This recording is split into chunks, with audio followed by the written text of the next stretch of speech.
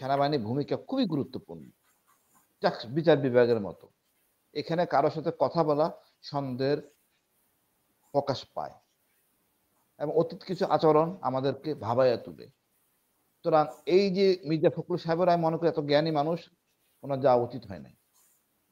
এবং এটা বিব্রত, বিএনপির জন্য আমি মনে করি নেগেটিভ পয়েন্ট। সোজা কথা, বিএনপি যাওয়া উচিত হয় নাই।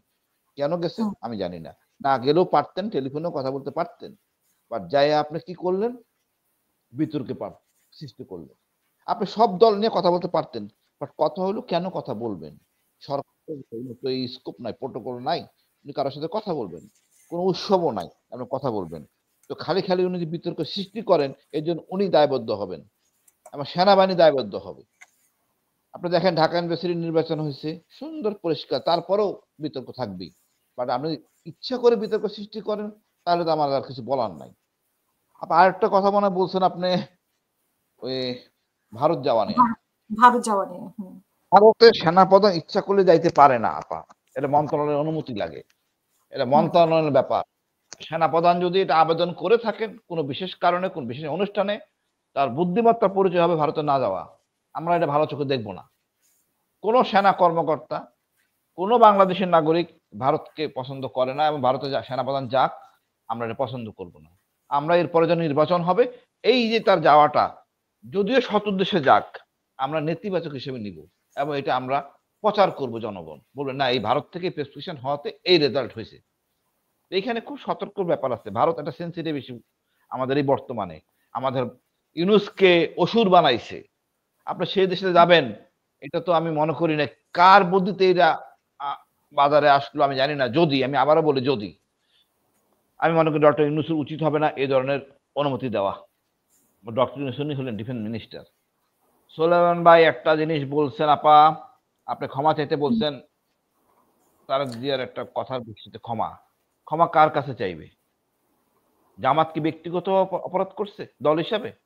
তাহলে মুসলিম লীগও আছে, আর অনেক দল ছিল, তো তারা কেন ক্ষমা চাইবে না? আর ক্ষমা কার কাছে চাইবে? ক্ষতিগ্রস্তর কাছে। ক্ষতিগ্রস্তকে আমরা লিস্ট করছি, তালিকা করছি। আমরা তো এখনো সরকারিভাবে ৩০ লাখ নিয়ে বসে আছি। লজ্জা হওয়া উচিত এই সরকারের, এত বিতর্কের পরও কেন গণনা শুরু করে নাই? এটা তো মানে ১ মাস টাকার কথা না, জেলা প্রশাসকদের বললেই তারা ফাইন্ডিংস করে দিতে পারে সেনাবাহিনীর সংখ্যা কত মারা গেছে। তারপরে বলবেন আপনি হ্যাঁ এতজন লোক মারা গেছে, তারপরে বলা উচিত আপনি ক্ষমা চান। কিন্তু দল হিসেবে কেন ক্ষমা চাবে? ক্ষমা চায় যারা অপরাধ করতে বিচার করা হয়েছে, তারপরে খালি খালি বিতর্ক, এসব বিতর্ক বললে আপা জনগণ এটা খাবে না। এখন আর ৭১-এর গল্প চলবে না।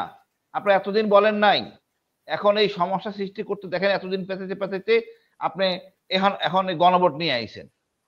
আমি তো এখন সন্দেহ প্রকাশ করি কেন আপনার সোলাইমান ভাই রাজি হলেন নির্বাচন এবং গণভোট একদিনে হবে? আপনি কেমনে শিওর গণভোটে আপনি পাশ করবেন?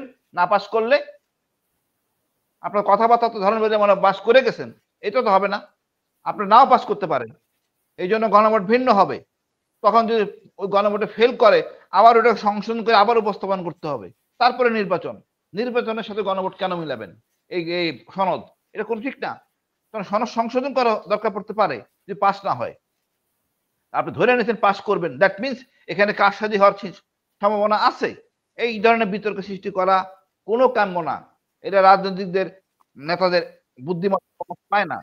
আমরা সব দলের একসাথে মতো নির্বাচন, হা ভোট না ভোট, এই ধরনের কথা না। আমরা চাই সুন্দর ভোট, এটা গণভোটের জায়গায় হোক, সনদ হিসাবে। সনদ উনি লিখলেন যে পাস হয় না, তখন আর হয়তো আরো পরিবর্তন করা হইতে পারে। আমরা জানি না কি অনেক কিছু করা উচিত। আমার তো ব্যক্তিগত অনেক মতামত আছে।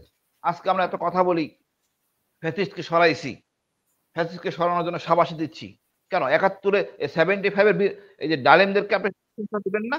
তাদের তো এখন অপরাধী, তাদেরকে কেন ক্ষমা করবেন না? তাদেরকে কেন সম্মান দিবেন না? আমি তো সেটাও আনতে চাই। আজকে ডালিমরা থাকতো বাংলাদেশে, এতে কোনো জ্ঞানজাম হইতো না, সব সোজা হয়ে যাইতো। এখন সবাই সংবিধান বুঝে গেছে, সবাই সংবিধান নেওয়া বিশেষজ্ঞ হয়ে গেছে। মেজর ডালিমদের অবদান কেন ভুলতে পারবো? মেজর ডালিমের জন্য আজকে আমরা স্বাধীন মূলত। তারপরে এত কিচ্ছা কাহিনী গেছে, এখন আমার ছাত্ররা আমাদের মূল স্বাধীনতা দিছে। তো সবাইকে সম্মান দিতে হবে। ৭১-এর মুক্তিযোদ্ধাদের সম্মান দিব, ৭৫-এর মুক্তিযোদ্ধাদের আমরা সম্মান দিব, এবং আজকে ২৪ তো কোনো কথা নাই, কোনো না বলার কোনো অবকাশ নাই। সবকিছুকে আপনি অন করতে হবে। আমরা অর্ধেক অন করবেন, অর্ধেক অন করবেন না। 75 কেমনে বাদ দিবেন আমার বলেন? বাদ দেওয়ার তো অবকাশ নাই। কেন মারা হইছে? এটাকে আনতে হবে। কেমন ছিল আওয়ামী লীগ দেশবাসী জানা দরকার আছে। কেন 75 হইছে জানা দরকার আছে। আমি তো মনে করি সরকারের উচিত আমি ফ্যাসিস্ট মুক্ত, ওরা মূল ফ্যাসিস্ট মুক্ত শুরু করছে তারা পাইওনিয়ার। তাদেরকে আমন্ত্রণ জানানো উচিত দেশে। তারা মুক্তিযোদ্ধা। তারা পাকিস্তান থেকে পলাইয়া এসে বাংলাদেশের জন্য যুদ্ধ করছে। আপনি তাদেরকে এখন বাদ দিয়ে আপনি যদি করেন আইন, আমি করতেই পারেন বা বিতর্ক থাকবে, কথা উঠবে, আমরা কথা উঠাবো।